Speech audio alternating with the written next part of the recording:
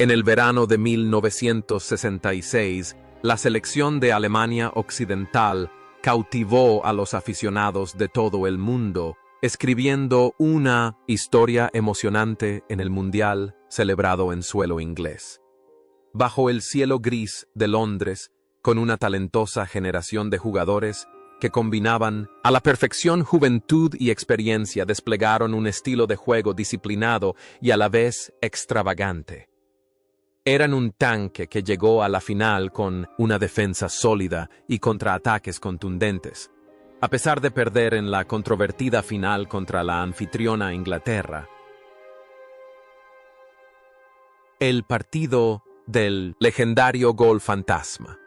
No solo ganaron el subcampeonato, sino que también formaron parte del doloroso pero orgulloso recuerdo de toda una generación de amantes del fútbol alemán. Pero tras esos momentos gloriosos y amargos en el campo de Wembley, se esconden jugadores con destinos muy diferentes. Ha transcurrido más de medio siglo y el tiempo ha dejado huellas crueles en sus vidas. Algunos se convirtieron en leyendas inmortales, otros eligieron una vida de aislamiento y otros tuvieron que detener su camino en la tragedia. Repasemos los altibajos de los jugadores que formaron el alma de la generación de Alemania Occidental de 1966.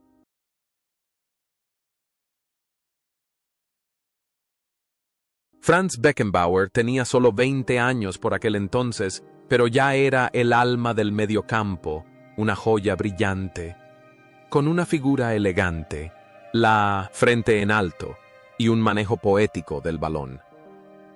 Beckenbauer no era un trabajador en el campo, era un artista. En el Mundial de 1966 marcó 4 goles, una cifra inimaginable para un jugador de fondo. La actuación del futuro, emperador a los 20 años, demostró una valentía y un pensamiento táctico adelantados a su tiempo, sentando las bases del concepto moderno de líbero. Tras el éxito y la decepción en Wembley, la carrera de Beckenbauer no solo ascendió, sino que alcanzó cotas inalcanzables. Se convirtió en el Kaiser, el emperador del fútbol mundial. Lideró al Bayern de Múnich a dominar Europa, llevando a Alemania Occidental al Mundial de 1977, 4 como capitán, y repitiendo la hazaña en 1990 como entrenador. Era un símbolo de éxito absoluto. Un hombre, aparentemente, nacido para ganar. Fuera del campo, era un entrenador talentoso que tuvo un papel fundamental en el regreso de la Copa Mundial de 2006 a Alemania. Su vida siempre estuvo rodeada de un halo de respeto e incluso de disputas legales en sus últimos años, relacionadas con la FIFA, pero siempre las afrontó con su calma innata. Lo más interesante es la conexión entre su rol en el campo y su vida real. En el campo, Beckenbauer siempre tenía el control, la calma y la serenidad. Fuera del campo, era igual siempre el centro de atención, el guía y el líder. La imagen de un emperador valiente en el campo se aplicó a su vida, convirtiéndolo en un monumento inquebrantable de Alemania. Sin embargo, ese glorioso viaje tuvo que terminar. El 7 de enero de 2024, Franz Beckenbauer falleció a los 78 años, tras una larga lucha contra la enfermedad y el deterioro de su salud, dejando al mundo del fútbol sumido en un profundo dolor. Su fallecimiento marcó el fin de una era, pero el legado del emperador será inmortal.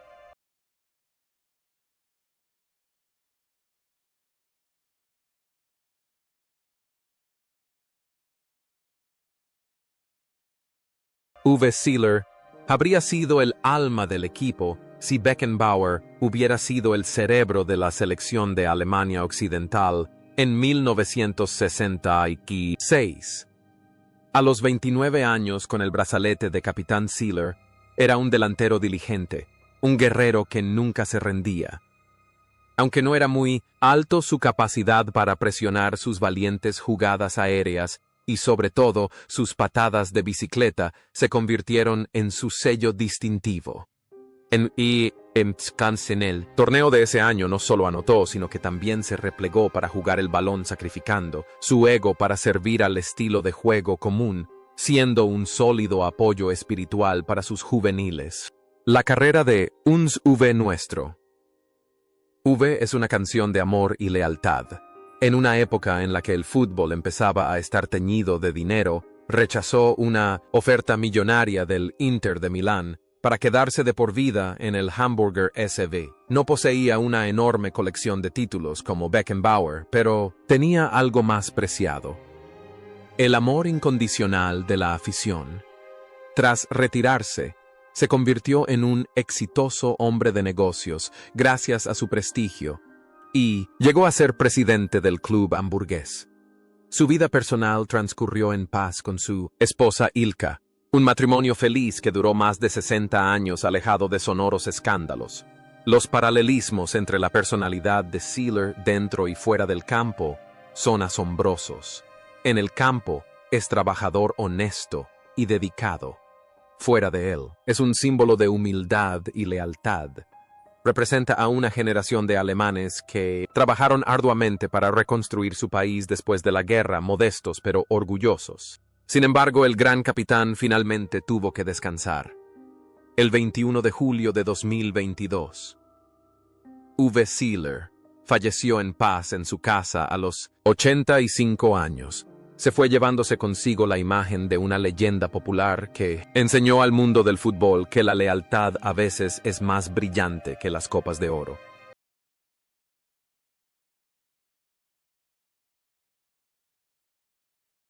Helmut Haller fue una fuente constante de creatividad, un auténtico ladrón de balones. Tuvo el balón en sus manos durante décadas. A sus 26 años, Haller jugaba con estilo y habilidad latinos. Marcó el primer gol de la final en Wembley y fue el máximo goleador de Alemania Occidental en el torneo con 6 goles. Haller aportó espontaneidad, un soplo de aire fresco, a la férrea disciplina de los alemanes.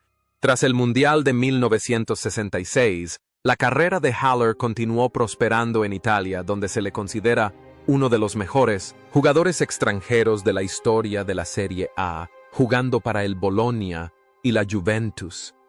Fue una auténtica estrella, disfrutando de una vida glamurosa, muy solicitado por la prensa y con una vida vibrante. Sin embargo, tras los focos, su vida personal estuvo llena de turbulencias, con matrimonios rotos y problemas de salud. No obstante, siempre mantuvo una sonrisa optimista y una pasión ardiente por el fútbol, participando regularmente en actividades comunitarias en su ciudad natal, Augsburgo. La imagen de Haller, tanto dentro como fuera del campo, parecía fundirse en una sola, la de un artista romántico, talentoso, pero también atormentado. Vivía plenamente el presente, ya fuera un remate en el campo o las alegrías de la vida cotidiana, pero todo lo bueno tiene un final. El 11 de octubre de 2012, Helmut Haller falleció a los 73 años tras una larga batalla contra la demencia y el Parkinson. Falleció. Pero la imagen del rubio centrocampista con el balón en la final de 1966 será para siempre un hermoso símbolo del fútbol alemán. Hans Tilkowski, el portero de 30 años de Wembley. Ese año era la personificación de la calma y la seguridad. No hacía alarde del balón, sino que lo atrapaba con precisión y posicionamiento. Sin embargo, por un cruel azar del destino, fue testigo involuntario de uno de los momentos más polémicos de la historia del fútbol. El disparo de Geoff Hurst dio en el larguero y rebotó en la línea de gol. Aunque él y sus compañeros insistieron en que el balón no había cruzado la línea, el árbitro concedió el gol, y ese momento marcaría su carrera para siempre. Tras el torneo, Tilkowski continuó jugando al máximo nivel durante algunos años más, antes de dedicarse a la dirección técnica. Es un hombre de principios y compasión. Fuera de la cancha, dedica gran parte de su tiempo y energía a obras benéficas, ayudando a niños pobres y personas en situaciones difíciles. Nunca ha perdonado la decisión del juez de línea en 1966, pero no ha permitido que ese dolor abrume su vida. En cambio, ha usado su fama como una herramienta para el bien. La conexión entre el rol del portero y su vida es evidente. El portero es quien se mantiene solo en la portería y a menudo tiene que cargar con el peso de errores ajenos.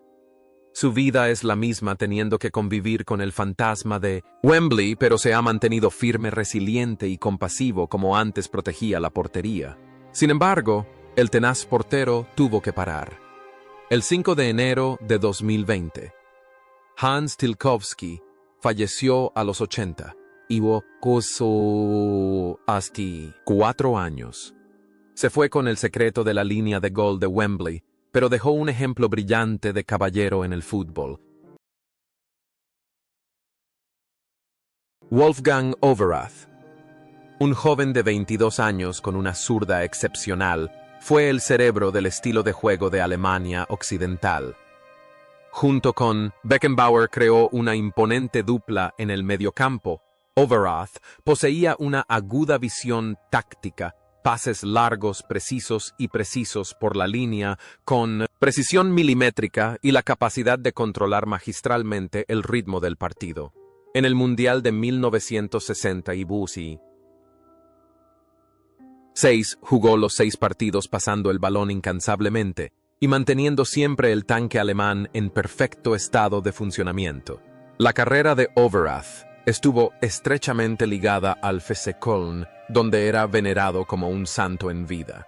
Fue el mayor rival de Günther Netzer en la lucha por el puesto número 10 de la selección alemana, y la cumbre fue el Mundial de 1974 en su propio país. Tras colgar las botas, no eligió la carrera de entrenador, sino que se convirtió en presidente del FC Köln, dedicándose al equipo de su ciudad natal. La vida real, Overath es una persona devota y reservada, y dedicó gran parte de su tiempo a la organización benéfica que fundó para ayudar a las personas sin hogar. Hay un contraste interesante en la cancha. Overath es un director poderoso al frente de una orquesta, pero fuera de ella, elige una vida humilde, contribuyendo discretamente y evitando el ruido mediático. Ese es el carácter de un hombre de experiencia que entiende que el verdadero valor de la vida reside en dar. Hoy, a sus 81 años, Wolfgang Overath vive una vida tranquila con su familia. Aunque su cabello se ha vuelto gris, sus ojos aún brillan de orgullo cada vez que habla de 1966 o 1970 y Kiki Impacom Op Amoe 4.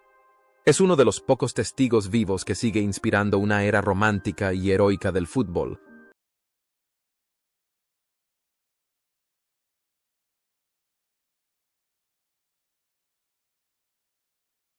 Karl-Heinz Schnellinger, de 27 años, era apodado Volkswagen por su fiabilidad y tenacidad. Fue uno de los primeros jugadores alemanes en destacarse en el extranjero. En el Mundial de 1966, Schnellinger fue un sólido portero por banda, neutralizando innumerables ataques con su juego inteligente y su atletismo. Jugaba sin fanfarrias, con serenidad y máxima eficiencia. La carrera de Schnellinger estuvo estrechamente ligada a Italia, especialmente al AC Milan, donde ganó todos los títulos importantes de su club. Vivió la mayor parte de su vida en Milán, donde se convirtió en un exitoso hombre de negocios tras retirarse. Los italianos lo conocían cariñosamente como Carlo il Biondo, Carlo el Rubio, aunque marcó su golazo contra Italia en la semifinal del Mundial de 1970. El partido del siglo. En su corazón, Italia se convirtió en su segundo hogar. Schnellinger es la personificación del profesionalismo y la adaptabilidad. De ser un jugador alemán disciplinado, se adaptó y prosperó en el exigente entorno del fútbol italiano. Su vida demuestra que el fútbol puede trascender fronteras. Sin embargo, el viaje de ese alemán con alma italiana también ha terminado. El 20 de mayo de 2024. Karl-Heinz Schnellinger falleció en Milán a los 85 años. Su partida, apenas unos meses después de la de su compañero Beckenbauer, fue otra triste noticia para quienes amamos a esa generación dorada.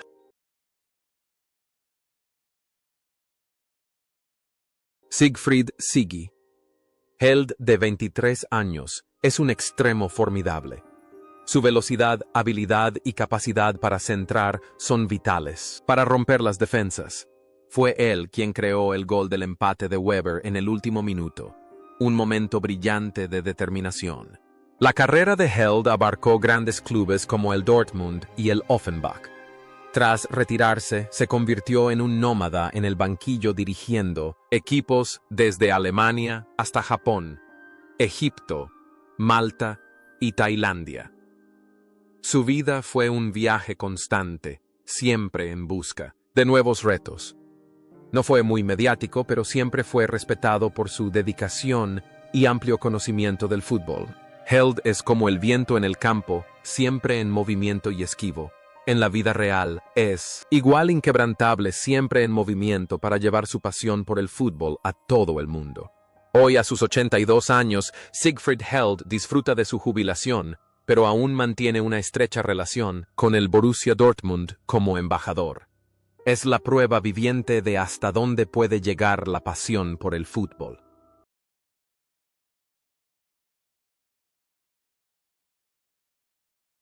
Wolfgang Weber, de 21 años, apodado Bulle por sus compañeros debido a su extraordinaria fuerza física, fue un héroe discreto que saltó a la fama cuando su equipo más lo necesitaba. Su golazo para empatar en el minuto 89 de la final del Mundial de 1960 ha pasado a la historia como símbolo del espíritu alemán, nunca rendirse hasta el pitido final. Weber jugó con un espíritu intrépido, incluso con el peroné roto, en otro partido contra Inglaterra en 1965. Weber pasó toda su carrera jugando para el FC Köln. Tras retirarse prematuramente, debido a una lesión persistente, se involucró en actividades sociales, especialmente en su compromiso con las Olimpiadas Especiales. Llevó una vida sencilla, cercano a la comunidad, y siempre mantuvo un espíritu optimista, a pesar de las lesiones que sufrió durante años de lucha. Weber es un guerrero tenaz en el campo, pero en la vida real es una persona afectuosa siempre, dispuesta a ayudar a los menos afortunados. Ese contraste realza la belleza de su personalidad. Hoy, a sus 80 años, Wolfgang Weber aún vive en Colonia.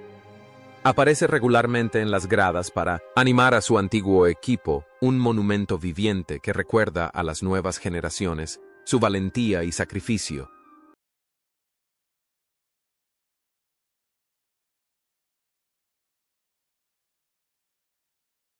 Horst Dieter Höttges, de 22 años, era apodado Eisenfuß, piernas de hierro. Su nombre lo decía todo. Era duro, inflexible y el terror de cualquier delantero.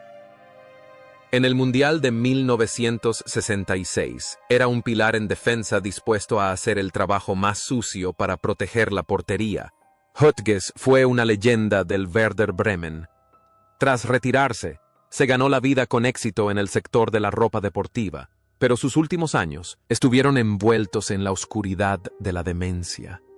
Fue una amarga tragedia para un hombre con una memoria táctica aguda y una voluntad de hierro en el campo. Pasó sus últimos días en una residencia de ancianos, donde los recuerdos de partidos gloriosos se fueron desvaneciendo poco a poco. Su carrera fue una imagen de fuerza e indomabilidad, pero su vida mostró la fragilidad de la vida humana ante la ley del nacimiento, la vejez, la enfermedad y la muerte. La pierna de hierro en el campo de fútbol no pudo finalmente vencer la enfermedad de la vejez. El 22 de junio de 2023, Horst Dieter Höttges falleció a la edad de 79 años. Su fallecimiento dejó a los fanáticos del Bremen y a la selección nacional alemana de luto, poniendo fin al viaje de uno de los defensores más duros de la historia. Lothar. Emma Emmerich.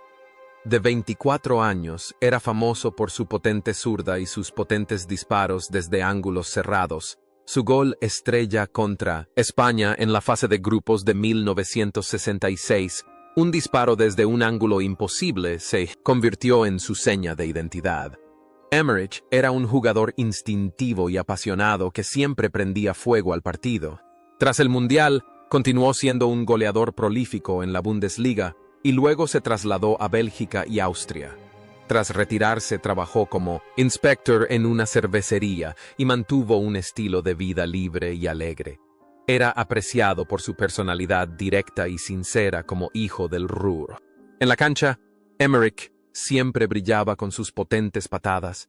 Fuera de ella vivía su vida, con la misma prisa y entusiasmo. Pero por desgracia, ese fuego se extinguió demasiado pronto. El viaje de Emma tuvo un final trágico y abrupto. El 13 de agosto de 2003, Lothar Emmerich falleció de cáncer de pulmón a los 60 y 1 años. Fue uno de los primeros en abandonar la generación dorada de 1966, dejando un enorme vacío y arrepentimiento por un talento natural. Willi Schulz era el portero más fiable, justo delante del portero Tilkowski. Sin la vistosidad de Beckenbauer, Schulz jugaba con una serenidad asombrosa y una capacidad para interpretar las situaciones con naturalidad. Era un central clásico potente en el juego aéreo decisivo en las entradas, pero con pocas faltas graves. En el Mundial de 1966, fue el líder de la defensa creando un sólido muro que ayudó a Alemania Occidental a avanzar a la final. Su solidez fue la plataforma de lanzamiento para el ataque de Beckenbauer. Tras su éxito en Inglaterra, Willi Schulz siguió siendo un pilar del Hamburger SV y de la selección nacional durante varios años más. Sin embargo, a diferencia de muchos de sus compañeros que eligieron ser entrenadores, Schulz tomó un camino completamente diferente tras retirarse. Se convirtió en un exitoso empresario en el sector del juego y los seguros y posteriormente se incorporó a la junta directiva del Hamburger SV como supervisor. Es conocido por su franqueza sin miedo a enfrentarse a los medios de comunicación o a los directivos del fútbol si ve algo irrazonable. Lleva una vida bastante privada, lejos del bullicio de la gloria pasada, disfrutando de los placeres del campo en su granja en la campiña alemana. La conexión entre el rol de Schulz en el campo y su vida es sobria. En el campo en medio del incendio de Wembley, o en partidos tensos, siempre mantiene la cabeza fría. Fuera del campo también aplica esa mentalidad a los negocios. Cálculo meticuloso, bajo riesgo y alta eficiencia. Es la personificación del alemán práctico que hace todo con certeza y un plan. Hoy, a sus 86 años, Willi de la Copa del Mundo sigue viviendo una vida tranquila y saludable. Aunque rara vez aparece en público, siempre que se menciona la defensa de acero de los años 60, el nombre de Willi Schulz se coloca en el lugar más solemne. Es uno de los pocos testigos históricos que quedan con la lucidez suficiente para contar historias de una época gloriosa.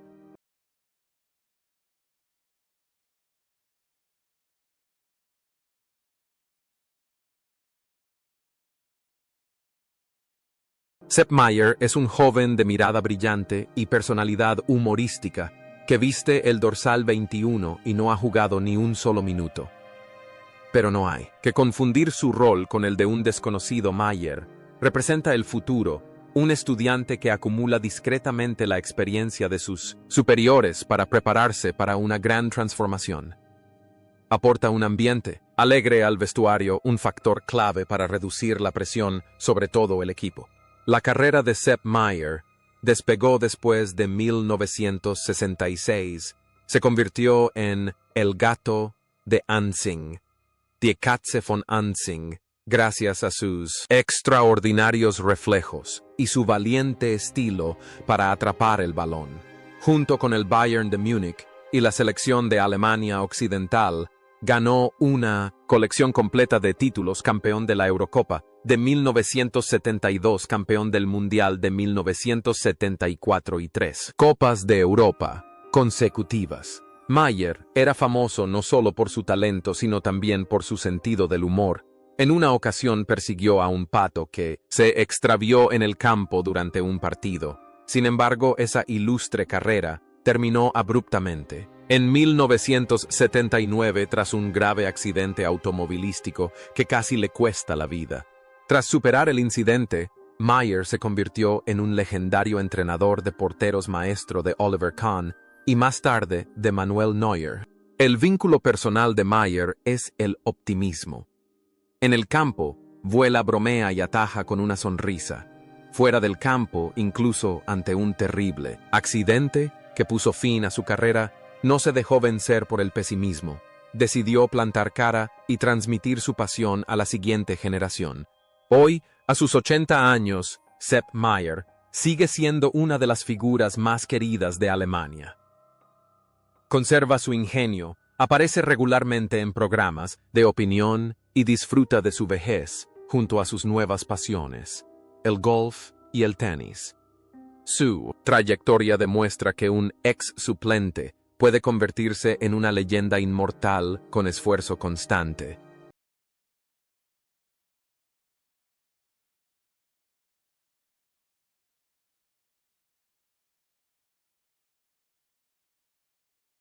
Albert Bruls jugó los 2 primeros partidos de la fase de grupos de la campaña de 1966. Era un jugador muy trabajador, con buenas habilidades individuales y una amplia gama de actividades. Su función no era solo jugar, sino también servir de puente cultural aplicando al equipo el pensamiento futbolístico moderno de la Serie A. Con su experiencia fue un apoyo espiritual para sus jóvenes como Beckenbauer u Overath en sus primeros días de confusión en el gran torneo. La carrera de Bruls estuvo ligada al Borussia Mönchengladbach en sus inicios y posteriormente a sus años de aventura en Italia con el Modena y el Brescia. Fue uno de los primeros mercenarios del fútbol alemán en triunfar en el extranjero. Tras retirarse, volvió a entrenar equipos pequeños y a participar en la búsqueda de talentos. Su vida no fue muy mediática. Optó por dedicarse discretamente a buscar y pulir diamantes en bruto para el fútbol. Albert Bruls era la personificación del pionero. En el campo se movía incansablemente para crear espacios. Durante su carrera jugó con valentía en el extranjero cuando aún no era común. Era un hombre de acción, de pocas palabras, pero de muchas acciones, siempre dispuesto a asumir nuevos retos. Sin embargo, la trayectoria de aquel pionero llegaría a su fin. El 28 de marzo de 2004, Albert Bruls falleció en su casa a los 67 años tras una larga enfermedad. Su partida fue bastante discreta, al igual que la forma en que vivió sus últimos años, pero sus contribuciones a la integración del fútbol alemán con el mundo siempre fueron reconocidas. Grabowski llegó a Inglaterra como reserva. Era joven, habilidoso y poseía un regate mágico. Su falta de minutos ese año pareció aumentar su deseo de demostrar su valía. Observó, aprendió y esperó su oportunidad. Y esa oportunidad llegó. Después de 1966, Grabowski se convirtió en la mayor leyenda del Eintracht de Frankfurt. Fue un miembro clave de la selección de Alemania Occidental, que ganó la Eurocopa de 1972 y el Mundial de 1974. Se le conocía como un artista del fútbol por su estilo de juego extravagante, sus centros y su absoluto espíritu de juego limpio. Tras retirarse, trabajó como entrenador interino, pero pronto se retiró para centrarse en el negocio de los seguros. La vida de Grabowski estuvo estrechamente ligada a Frankfurt, donde fue venerado como un santo. Vivió una vida ejemplar, respetado por su humildad y absoluta lealtad al club. La similitud entre Grabowski dentro y fuera del campo es la elegancia. Juega con maestría, respeta a los rivales y a los árbitros. Fuera del campo, es un caballero siempre amable y moderado. Demuestra que en el fútbol se puede ganar y mantener la dignidad. Pero entonces el talentoso artista tuvo que despedirse. El 10 de marzo de 2022, Jürgen Grabowski falleció a los 77 años. Su fallecimiento sumió a toda la ciudad de Frankfurt en el luto. Miles de aficionados derramaron lágrimas para despedir a una leyenda que dedicó su vida a la belleza del fútbol. Werner Kremer no era un jugador formado en una academia. Creció jugando al fútbol en las polvorientas calles.